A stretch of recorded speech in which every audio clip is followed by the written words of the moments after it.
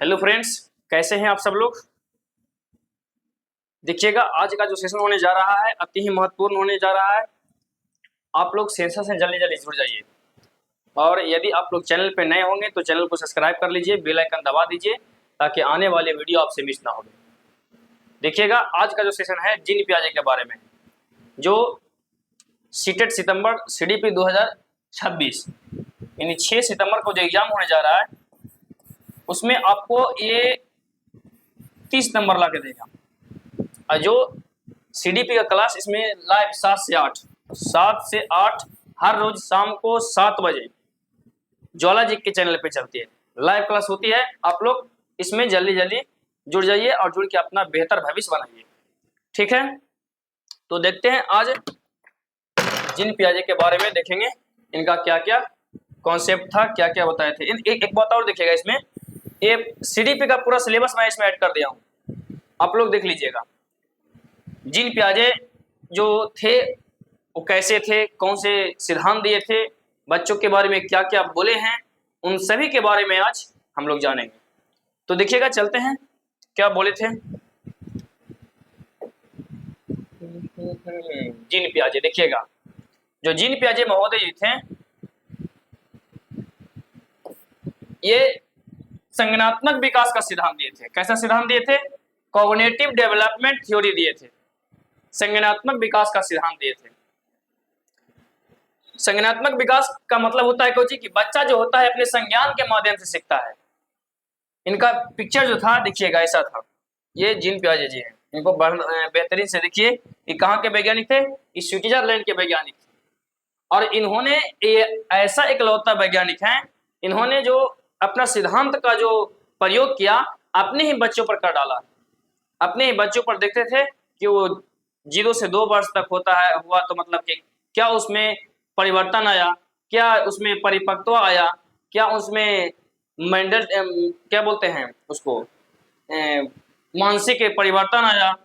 इस सब चीज क्या अपने ही बच्चों में देखे और उन्हीं पर क्या किए, इन्होंने अपना सिद्धांत दे डाले। देखिएगा, सबसे पहला जीन पियाजे के बारे में। जीन पियाजे कहाँ के वैज्ञानिक थे? तो ये स्विट्जरलैंड के वैज्ञानिक हैं। ये आपको ध्यान रखना है, इससे आपको 1 नंबर फिक्स हो जाएगा। अगर क्वेश्चन पूछ दिया जाए कि स्विट्जरलैंड के वैज्ञानिक कौन है तो कौन है, ऑप्शन नंबर 4 को दे देगा, जीन पियाजे, कोहलबर्ग, वाइगोस्की, इनमें से कोई नहीं। आप लोग क्या मत मारिएगा, जीन पियाजे, ठीक है। अगला है कि जीन पियाजे का मानना है कि जैसे जैसे बच्चे में जैविक परिपक्वता यानी कहने का मतलब बायोलॉजिकल मैच्योरेशन आती है, वैसे वैसे वह वस्तु के बारे में अपने दिमाग में क्या करता है, कॉन्सेप्ट बना लेता है। मतलब जैसे जैसे बच्चे के मन में परिपक्वता, बच्चा मतलब मैच्योर होते जाता है तो क्या होती है उसके वैसा ही उसके मतलब माइंड में अपना कॉन्सेप्ट क्या होता है वो बना लेता है। जिस चीज के बारे में वो सोचेगा उसको अपने माइंड में वो क्या करेगा, फिट कर लेगा। देखिएगा आगे, अगला है जीन पियाजे के अकॉर्डिंग बच्चे जो होते हैं सक्रिय ज्ञान निर्माता होते हैं, एक्टिव लर्नर के रूप में काम करते हैं। जो बच्चा जो होता है, इनको कहना था कि एक छोटा नन्हा बच्चा है, वो नन्हा वैज्ञानिक है और वो क्या है, एक्टिव लर्नर के रूप में काम करता है। बच्चा किसके रूप में काम करता है? एक्टिव लर्नर के रूप में काम करता है। ये बात को आप लोग ध्यान रखिएगा। आगे बताए थे इन्होंने कि तथा ये क्या है, नन्हा वैज्ञानिक है जो संसार के बारे में अपने सिद्धांतों की रचना करता है। बच्चा जो है बच्चा एक है छोटा, नन्हा वैज्ञानिक है और अपने जीवन में इस संसार के बारे में अपने सिद्धांत को क्या करता है, रचना करता है, कुछ न कुछ बताते रहता है। अब नन्हा वैज्ञानिक क्यों बोले? नन्हा वैज्ञानिक इसलिए बोले क्योंकि एक छोटा बच्चा को देखते होंगे, बच्चा यदि छोटा है और इसको आप खिलौना ला करके देंगे, यदि आप खिलौना ला के दिए, इसको खिलौना ला के देंगे तो खिलौना वो क्या करेगा, उसको मतलब कि तोड़ेगा, खोलेगा, देखेगा कि अंदर उसकी क्या है। हालांकि अंदर कुछ रहे चाहे ना रहे उससे मतलब नहीं है, लेकिन खोलेगा कि 4 गो चक्का लगा हुआ है, चक्का कहाँ से ज्वाइंट है, 4 गो उसमें मतलब कि सीट है तो सीट कहाँ से ज्वाइंट है, ड्राइवर कहाँ बैठेगा, मतलब कि हर एक तरह से उसे मतलब कि उसको देखता है। अपना दिमाग पूरा अपना इंजीनियरिंग उसमें लगा देता है। इसी चलते क्या बोले हैं कि वो नन्हा वैज्ञानिक है और वो अपने जो संसार के बारे में क्या करता है, अपने सिद्धांतों की रचना करता है। आगे देखिएगा, पियाजे के अकॉर्डिंग थिंकिंग अबाउट मतलब प्रकार, टाइप मतलब प्रकार में अलग होता है, मतलब थिंकिंग मतलब सोचने में उसका क्या होता है, अलग अलग प्रकार होती है, अलग अलग मतलब कि प्रकार से सोचता है, ना कि क्वालिटी में, माने एक ही तरीका से। एक होता है क्वांटिटी, एक होता है क्वालिटी। क्वांटिटी और क्वालिटी में यही फर्क है कि क्वालिटी जो हो जाएगा उसके मतलब कि देखिएगा समझाते हैं। एक पानी ले लीजिए, इसमें पानी है, ठीक, ये पानी है और ये 100 ग्राम पानी है। कितना पानी है? 100 ग्राम पानी है। यदि इसमें बच्चा बोला कि यदि 100 ग्राम पानी है तो क्या हुआ, ये क्वालिटी हुआ, ये क्वालिटी हुआ, लेकिन सॉरी क्वालिटी नहीं क्वांटिटी हुआ। यदि इसमें 100 ग्राम पानी बोलेगा कि 100 ग्राम पानी है तो क्या हुआ, ये क्वांटिटी हुआ, इसको माप सकते हैं, तौल सकते हैं कि हाँ 100 ग्राम है। लेकिन इसमें पूछा जाए कि कैसा पानी है, कैसा पानी है, कैसा पानी है, तो बढ़िया पानी है, खराब पानी है, शुद्ध पानी है, इसके क्वालिटी के बारे में बताया गया। तो क्वांटिटी और क्वालिटी में यही अंतर होता है। लेकिन आगे हम बताएंगे कि जब बच्चा पूर्व संक्रियात्मक अवस्था में पहुंचता है तो क्वालिटी और क्वांटिटी में क्या कर पाता है, फर्क नहीं कर पाता है, वो अलग बताएंगे, देखिएगा, उसके बारे में भी चर्चा करूंगा। आगे देखते हैं concept of cognitive development. Cognitive development का कॉन्सेप्ट क्या है? इसका पहला कॉन्सेप्ट है अनुकूलन। अनुकूलन होती क्या है इसके बारे में देखेंगे। अनुकूलन का मतलब होता है वातावरण के अनुसार अपने आप को ढालना, अनुकूलन कहलाता है। इसकी दो प्रक्रिया होती है, मतलब वातावरण के अनुसार जैसा देश वैसा भेष। सिंपल सी भाषा में क्या कहा जाए, जैसा देश वैसा भेष, जिस देश में जाएंगे वैसा भेष बना लेंगे। कहने का मतलब ये हुआ कि कोई यदि गांव का बच्चा है, कोई यदि गांव का बच्चा है और गांव से यदि शहर गया है तो उसका रवैया जितना भी है सब गांव वाला होगा। ऐसा नहीं है कि गांव में मतलब कि खराब रवैया होता है, ये समाज से जुड़ा हुआ बच्चा रहता है। जो भी बच्चा है वो सामाजिक बच्चा होता है और उसको शहर वाला माहौल थोड़ा सा जानने में बहुत टाइम लगता है, बहुत नहीं 10 से 5 दिन में वो क्या करेगा, सीख लेगा।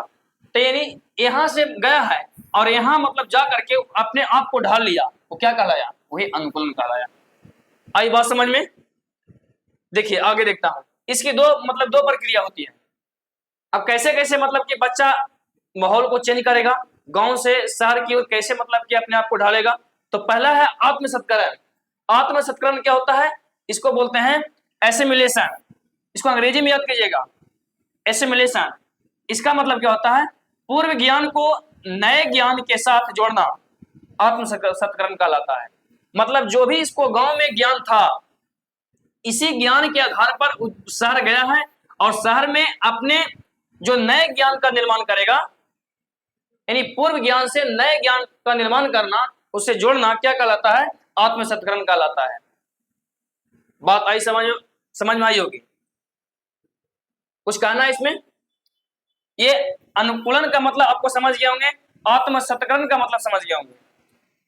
अनुकूलन का मतलब होता है वातावरण के साथ अपने आप को ढालना, क्या कहलाएगा, अनुकूलन कहलाएगा। लेकिन आत्मसत्करण का मतलब क्या होता है, अपने पूर्व ज्ञान को नए ज्ञान में जोड़ना, क्या कहलाएगा, आत्मसत्करण कहलाएगा। यानी जो भी बच्चा गांव से यदि शहर में गया है तो कुछ न कुछ ज्ञान लेकर ही गया होगा, तभी वो शहर में गया है और शहर में जो भी गया है अपने माहौल को ढालने में सफल हो गया। समझिए क्या कर रहा है, अपने पूर्व ज्ञान को नए ज्ञान से जोड़ रहा है और जोड़ करके वो अपने जीवन में आगे कुछ न कुछ सीख रहा है। आई बात समझ में? देखिएगा अगला क्या है, अगला है समायोजन। इसको बोलते हैं एकोमोडेशन। एक होता है असिमिलेशन और एक होता है अकोमोडेशन। इसको कहते हैं समायोजन। समायोजन का मतलब क्या होता है, पूर्व ज्ञान में परिवर्तन करके वातावरण के साथ, पूर्व ज्ञान में परिवर्तन करके वातावरण के साथ तालमेल बैठाना समायोजन कहलाता है। देखिएगा समायोजन का मतलब हुआ कि पूर्व ज्ञान में परिवर्तन करके, जो भी उसके पूर्व ज्ञान है उसमें कुछ न कुछ चेंज करके, कुछ न कुछ बदलाव करके वातावरण के साथ, जो भी माहौल इसको शहर में मिला है उसी के अनुसार क्या करे, उसमें तालमेल बैठा दे। तालमेल बैठाने का मतलब उसी में ढल जाए, उसी के अकॉर्डिंग वो काम करे, वो क्या कहलाया, समायोजन कहलाया। कुछ कहना है इसमें समायोजन में? देखिए चलता हूं आगे की ओर, उम्मीद है समझ में आया होगा। अगला देखिएगा, अगला है साम्याधारण। साम्याधारण का मतलब क्या होता है, साम्याधारण कहिए या संतुलन कहिए, इन दोनों एक ही बात है। इसका मतलब होता है इसके द्वारा बच्चा आत्मसत्करण और समायोजन की प्रक्रिया के बीच तुलना कायम करता है। जो भी वो क्या किया, आत्मसत्करण किया और समायोजन किया, जो भी प्रक्रिया इन दोनों में लगी, इन दोनों के बीच बच्चा तुलना कर रहा है, मतलब बैलेंस कर रहा है, बैलेंस बना रहा है, वो क्या कहलाएगा, ये तुलना संतुलन कहलाएगा। इसको सम्या धर्म कहेंगे। अगला है स्कीमा। देखिएगा ये बार बार मतलब कि आपको क्लासी में 90% मतलब कि आपको पूछेगा, 90% आइवे करेगा ये समय स्कीमा। आपके एग्जाम में इसको इसकी झलक देखने को आपको मिलेगा, ठीक है। हाँ देखिएगा, ठीक है, थैंक यू थैंक यू। एक लड़का है, उसका नाम क्या है, बोल रहा है क्लास बहुत अच्छे चल रहे हैं सर। हाँ ठीक है, आप लोग बेहतरीन तरीके से पढ़िए, अच्छे से पढ़िए, आपको हम पढ़ाने के लिए तैयार हैं। सिर्फ जो कहता हूँ कीजिए, ज्यादा कुछ न कीजिए, जो मैं बोल रहा हूँ वो उतना कर लीजिए। आपका एग्जाम एकदम 100% नहीं बल्कि 110% निकलेगा, हर हाल में निकलेगा। ये चलते जो बोला जाए वो कीजिए। आप लोग जो जो बोलते हैं सेट डेली लगाइए, क्लास डेली कीजिए, सुबह शाम दोपहर 3 टाइम सेट लगाइए। जो भी गलती होता है उसको मान लिया जाए कि अगर क्वेश्चन नंबर दूसरा हम बना रहे हैं गलती हो गया, उसको घेरा मारिए, घेरा मार के और तुरंत बगल में आपका ये जो हम पढ़ा रहे हैं जो भी नोट डाउन करते हैं उसमें देखिए कि किस क्वेश्चन में गलती हुआ। मान लिया जाए स्कीमा से गलती हो गया, हमको फेयर कॉपी में स्कीमा वाला चीज लिखा रहेगा तभी ना देखेंगे। और जिसके पास वो चीज रहबे नहीं करेगा वो क्या देखेगा। यानी दूसरा के कंधा पर बंदूक रख करके यदि गोली चलाइएगा, बॉर्डर पे जाइएगा तो क्या होगा, मरा ही नहीं जाइएगा, कखनी कंधा हटा देगा। ये चलते अपना कंधा मजबूत कीजिए और क्या कीजिए, उसमें उसमें अपना कंधा मजबूत करके और अपना कंधा के अड़ान लेकर के गोली चलाइए, मजा आ जाएगा। गोली चलाने का मतलब ये नहीं हुआ, मतलब पढ़ाई कीजिए, मेरा कहने का उद्देश्य कुछ और है, ठीक है। चलिए देखते हैं स्कीमा के बारे में। स्कीमा क्या आता है, कह रहा है मानव के दिमाग में जो चीजें पहले से स्टोर होती है वह उनका प्रयोग करके किसी विषय के प्रति धारणा बनाता है। अच्छी बात है, तो इसी को क्या कहते हैं, स्कीमा कहते हैं। कह रहा है कि मानव के दिमाग में, जो भी मनुष्य के दिमाग में पहले से जो चीज मतलब क्या स्टोर है और स्टोर है उसके पहले से, और वह क्या करेगा, उसका प्रयोग करके किसी विषय के प्रति एक धारणा बनाता है, तो उसी को क्या बोलेंगे, स्कीमा कहेंगे। एक एग्जांपल लेता हूं, गांव देहात का ही एग्जांपल लेता हूं क्योंकि मैं गांव देहात से जुड़ा हुआ, बहुत नजदीक से जुड़ा हुआ। देखिएगा, मान लिया जाए, समझिएगा इस बात को, किसी के यहाँ शादी है, ठीक, शादी वाले एग्जांपल मैं बहुत लेता हूं। किसी के यहाँ शादी है और शादी है तो जाहिर सी बात है कि वहां खाने के लिए बनेगा, ठीक, खाना बनेगा। और खाना बना तो एक शादी में जानते हैं, शादी में एक होते हैं फूफा जी, ये लड़का के फूफा जी हैं चाहे लड़की के फूफा जी हैं, ये लड़की के फूफा होते हैं, फूफा इसको बोलते हैं, फूफा जी को बोलते हैं। इनको कहिए, क्या कहिएगा, ओल्ड जीजा जी, ये पुराना वर्जन हो गए।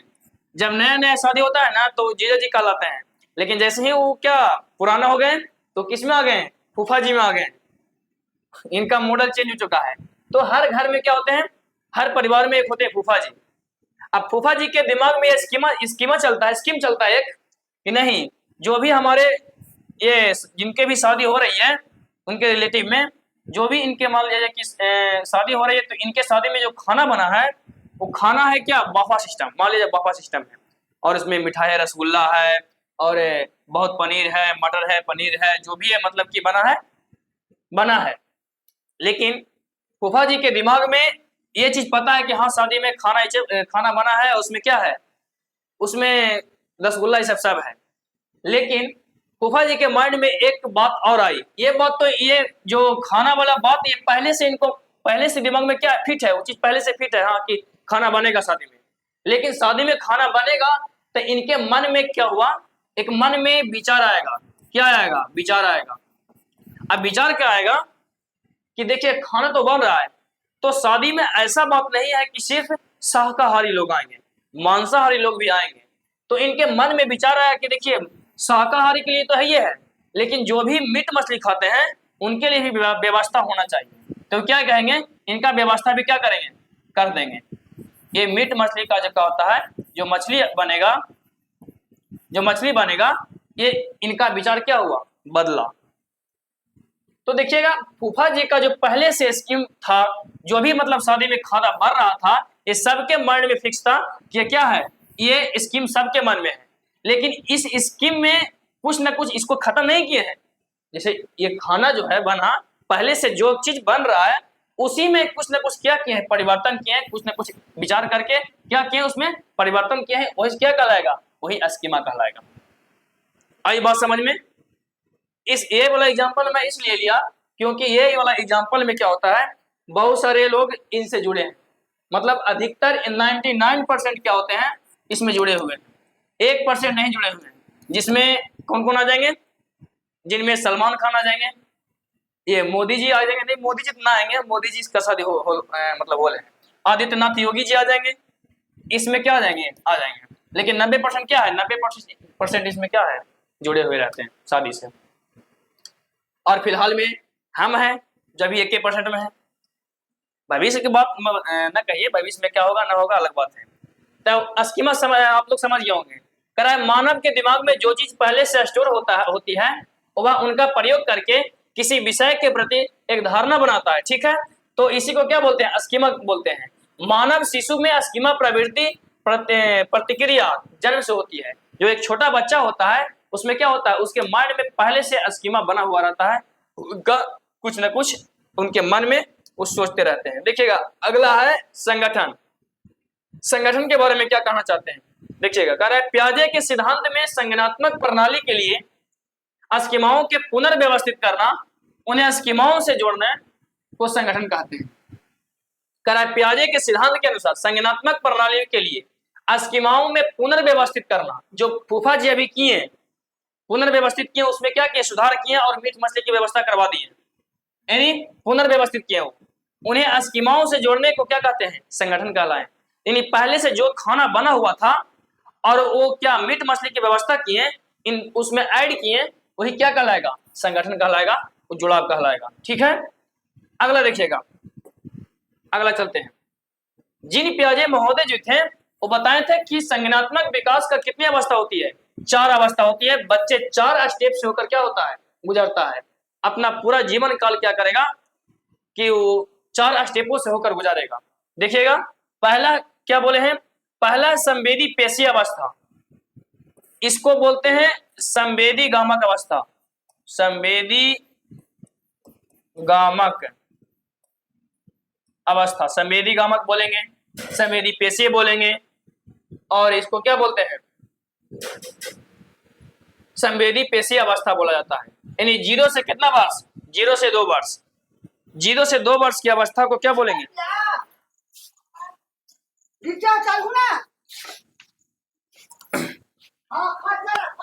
हाँ। तो देखिएगा इसमें क्या होता है, संवेदी पेशी अवस्था, ये इसका उम्र जो होता है 0 से 2 वर्ष तक होती है। इस अवस्था में क्या होता है, देखिएगा इस अवस्था में बच्चा अपने ज्ञानेंद्रियों के माध्यम से सीखता है। जो भी छोटा बच्चा होता है वो अपने ज्ञान इंद्रियों के माध्यम से क्या करेगा, सीखेगा। अगला देखिएगा इसमें क्या क्या घटना होती है, आगे देखते हैं।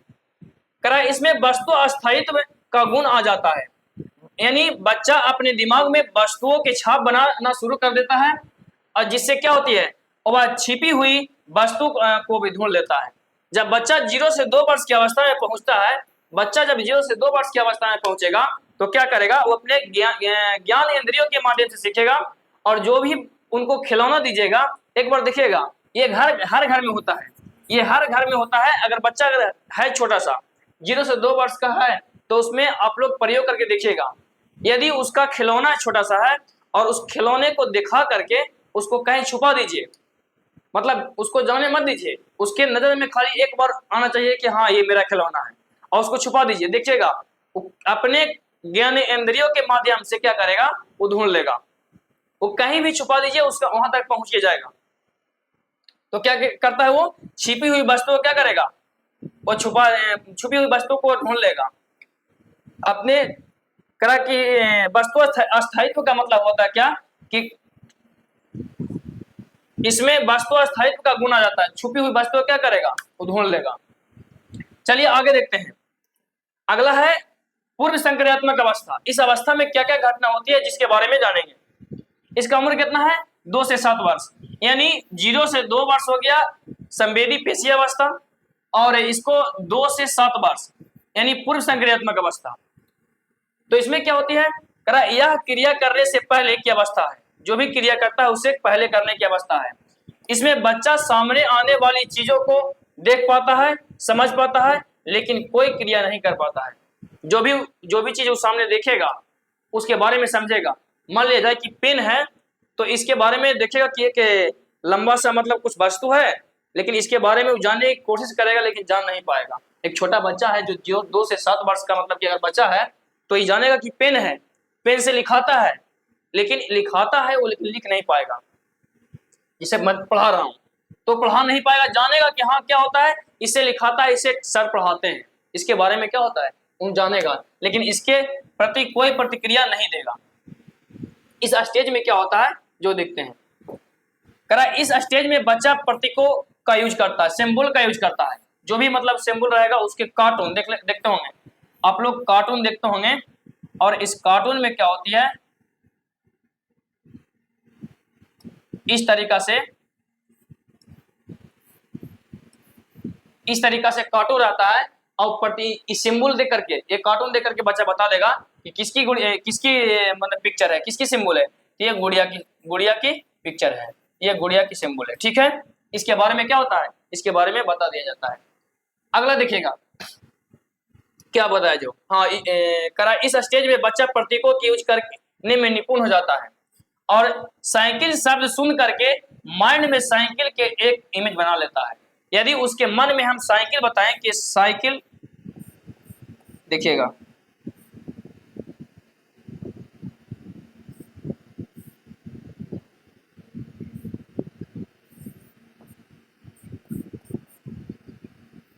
ये बैठने वाला साइकिल दे दिए, हैंडल दे दिए, और ये साइकिल थोड़ा सा, मेरा साइकिल गजब है, इसके ऊपर कमेंट ना करें, ये साइकिल गजब है, ठीक है।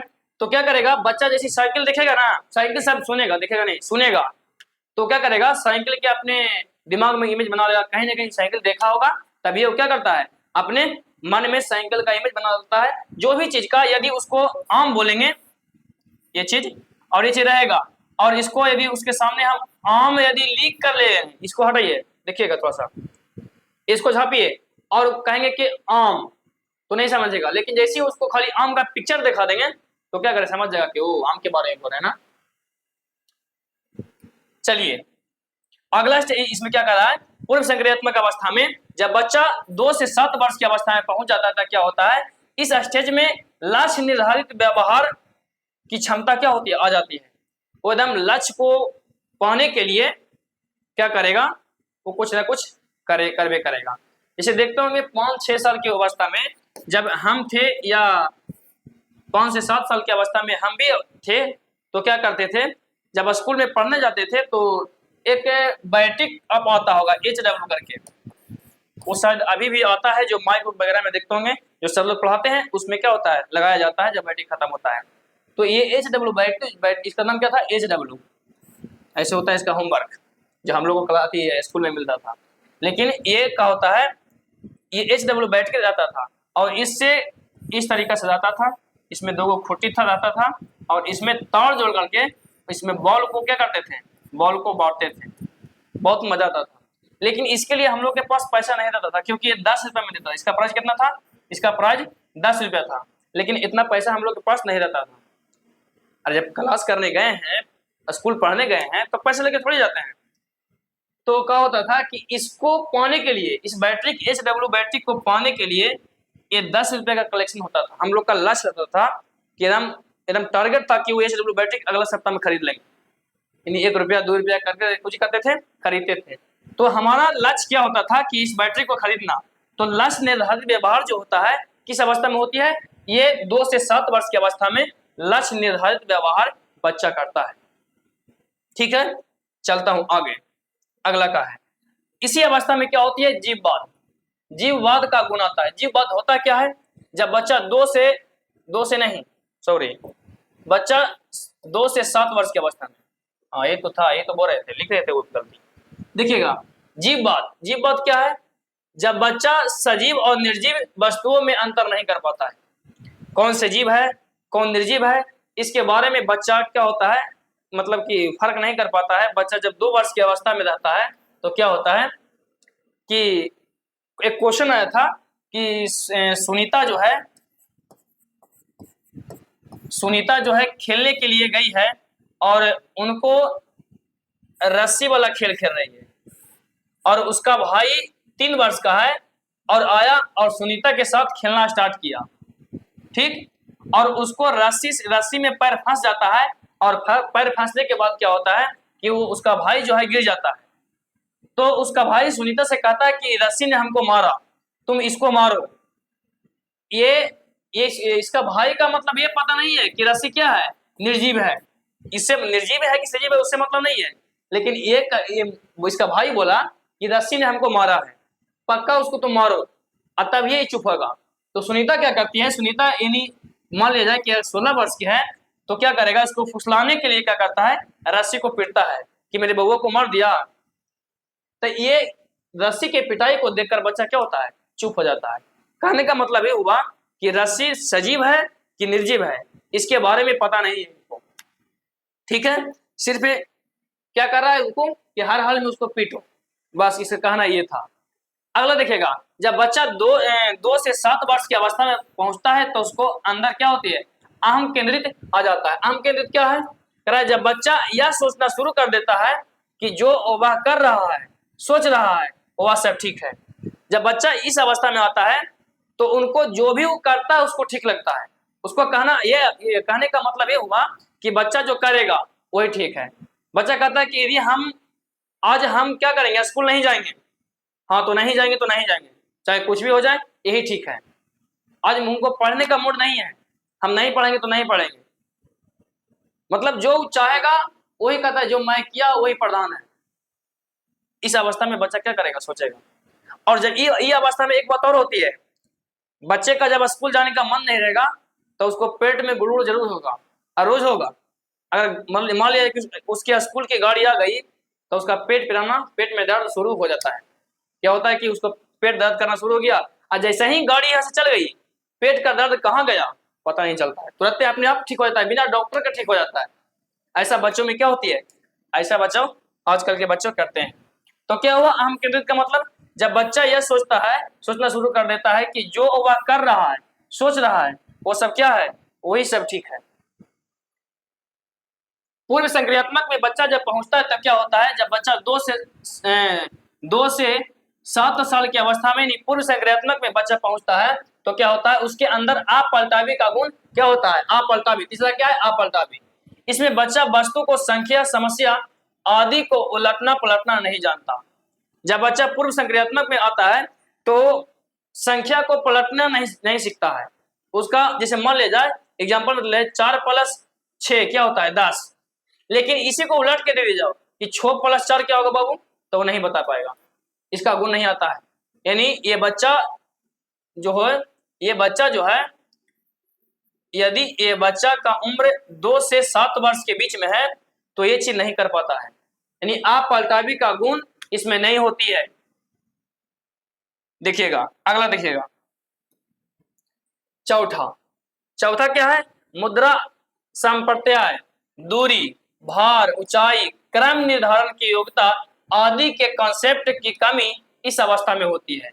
मुद्रा को पहचान नहीं पाएगा, दूरी भार को तम नहीं पाएगा, ऊंचाई जो है, ऊंचाई को मतलब कि कहाँ गया जी, नहीं,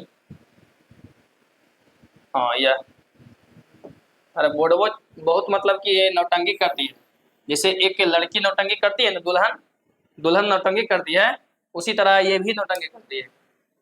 हाँ तो देखिए कहाँ थे, इसमें क्या था, दूरी, भार, ऊंचाई, क्रम निर्धारित से, मतलब कि ये मान लिया जाए कि इससे बड़ा ये है, इससे बड़ा ये है, इससे बड़ा ये है, इससे बड़ा ये है, इससे बड़ा ये है, इससे बड़ा ये है, कहने का मतलब हुआ according ascending order, sorry ascending order, बढ़ते क्रम, बढ़ते क्रम,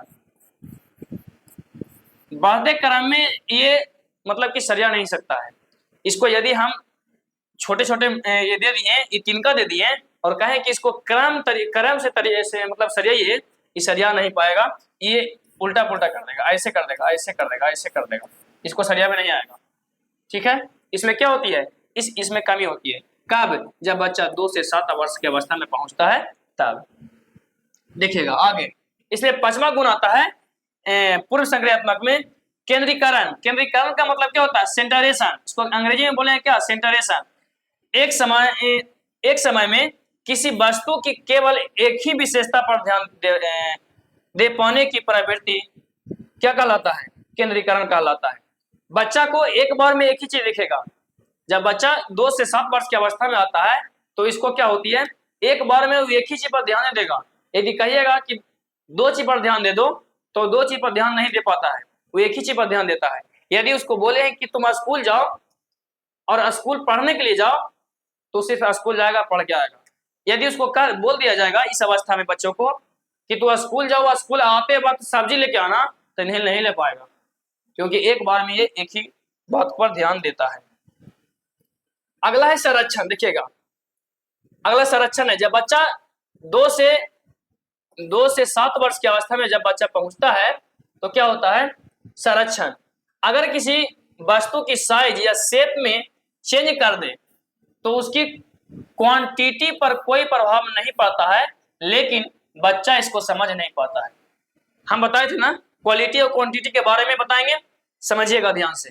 देखिएगा, क्वालिटी और क्वांटिटी में क्या होता है? मान लिया जाए कि इसमें क्या है? पानी है, इसमें पानी है, क्या है?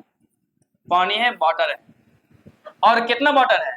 मान लिया जाए कि इसमें 500 ग्राम वाटर है, ठीक। और एक दूसरा वस्तु लेता हूं, समझिएगा।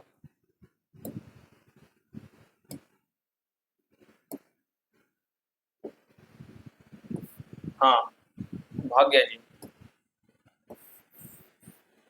ये इसमें पानी है,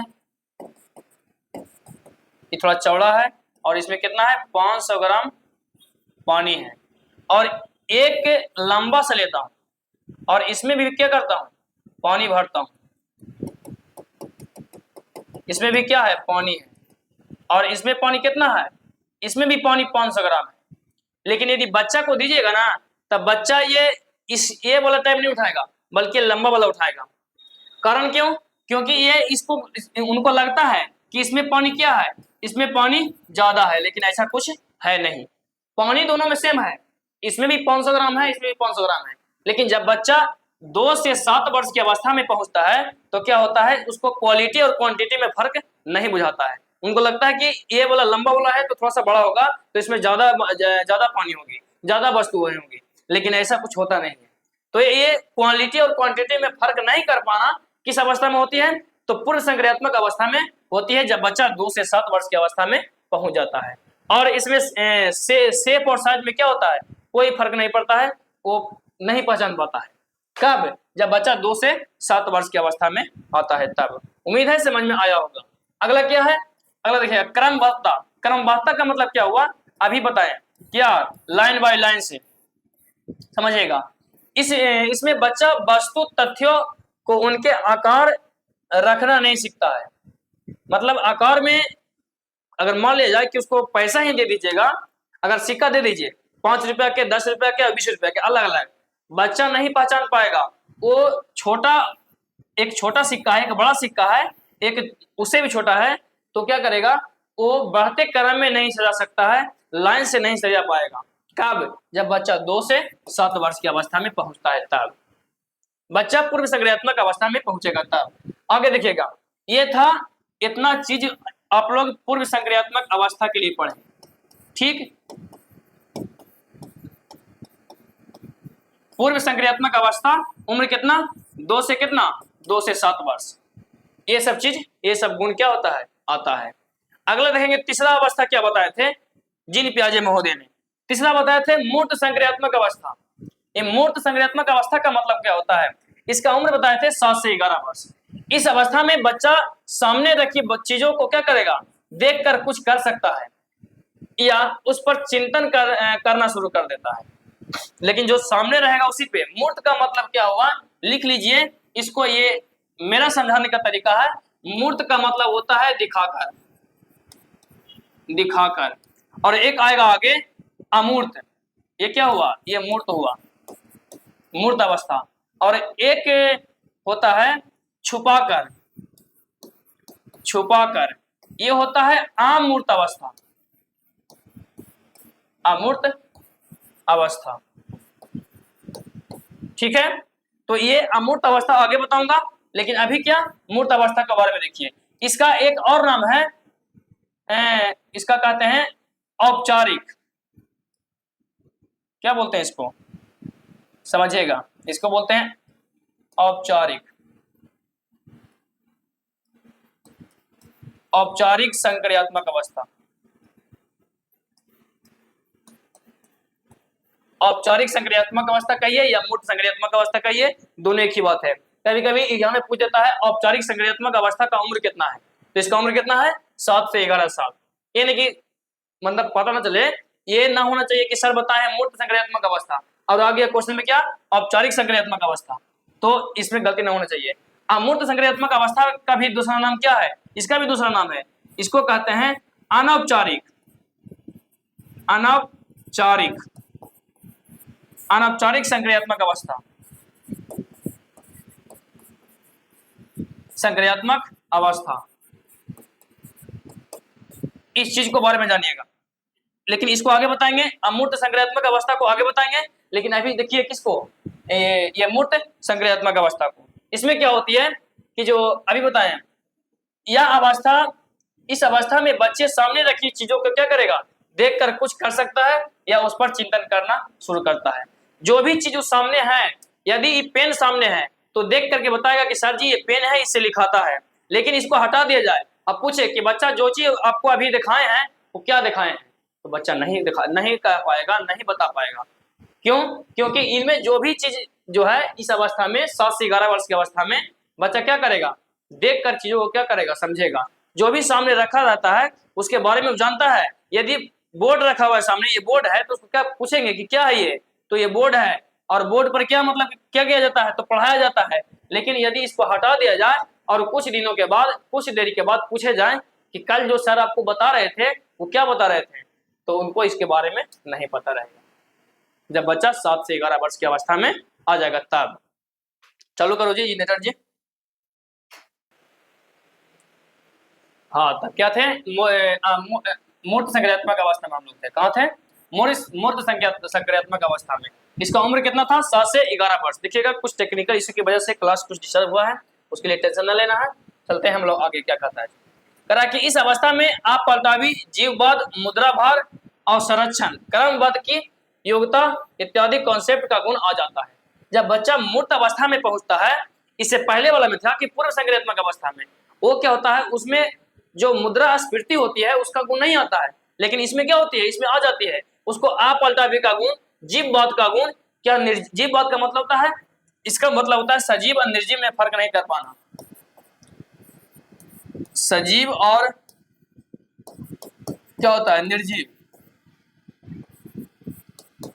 निर्जीव में फर्क नहीं कर पाता है बच्चा, इसके जीववाद का मतलब। और इसमें क्या होता है कि जब बच्चा मूर्त संक्रियात्मक अवस्था में आ जाएगा, बच्चा 7 से 11 वर्ष की अवस्था में आ जाएगा, तो ये जीववाद में फर्क कर पाता है कि कौन निर्जीव है और कौन सजीव है। इसके बारे में क्या होता है? जानना ही स्टार्ट कर देगा। जो भी संरक्षण की अवस्था है, जो भी क्रमबद्ध तरीके से सरियाने वाली अवस्था है, ये सरिया पाएगा। ये क्रमबद्ध से क्या होता है? सरिया देता है। पैसे को भी दीजिएगा तो पैसे को भी गिन देगा। मतलब थोड़ा सा दिमाग इसको बढ़ जाता है, कहने का मतलब ये हुआ। अगला देखिएगा, अगला है आगमनात्मक तर्कना। कदा यह भी इसी अवस्था में क्या होती है? आती है। यानी जब बच्चा उदाहरण के ऊपर आधारित होकर तर्क करने लगता है। यानी बच्चा को पहले उदाहरण दीजिए, जो भी उदाहरण दीजिएगा, और उसके बाद उसको क्या कीजिए? उसको थ्योरी पढ़ाइए, कॉन्सेप्ट पढ़ाइए। उसका क्या कीजिए, थ्योरी पढ़ाइए, कॉन्सेप्ट पढ़ाइए, उदाहरण देकर के थ्योरी पढ़ाइए, इसके बारे में जानने लगता है बच्चा। उदाहरण आधारित जब एग्जाम्पल इस चीज को दिया जाता है तब बच्चा क्या करता है, समझ पाता है, उस चीज को समझ पाता है। तो ये सब चीज जो गुण होता है किस में आता है, मूर्त संक्रियात्मक अवस्था में आती है। बार बार कहे से कर रहा है।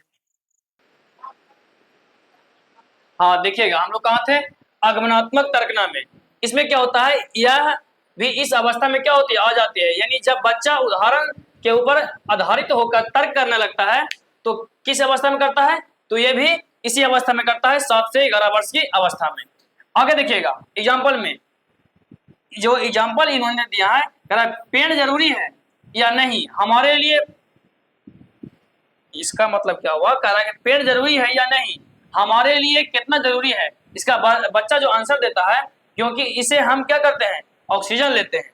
यानी जो भी उदाहरण दिए कि पेड़ हमारे लिए क्यों जरूरी है, तो बच्चा आंसर दिया क्या, कि क्योंकि इसका क्या है, इसका मतलब कि उदाहरण मतलब कि दिया, इसका आंसर बताया बच्चा कि उससे हम क्या करते हैं, ऑक्सीजन लेते हैं। तो इस सब अवस्था में क्या होती है, इस सब का गुण आ जाता है। अगला देखिएगा, अगला है औपचारिक संक्रियात्मक अवस्था। अभी बताएं इसका दूसरा नाम क्या है, अमूर्त संक्रियात्मक अवस्था। इसको क्या बोलेंगे, अमूर्त संक्रियात्मक अवस्था। अमूर्त संक्रियात्मक अवस्था इसी को कहते हैं। इसका उम्र कितना है, तो इसका उम्र 11 से 15 वर्ष की अवस्था को क्या बोलेंगे, मूर्त संक्रियात्मक अवस्था बोलेंगे। देखिएगा इसमें क्या होती है, यह संज्ञान की सर्वोत्तम अवस्था है। इसमें बच्चा अमूर्त चिंतन करने लगता है, कर लग जाता है। कहने का मतलब ये हुआ कि ये जो अवस्था है औपचारिक संक्रियात्मक अवस्था, ये बच्चा का सर्वोत्तम अवस्था है, सबसे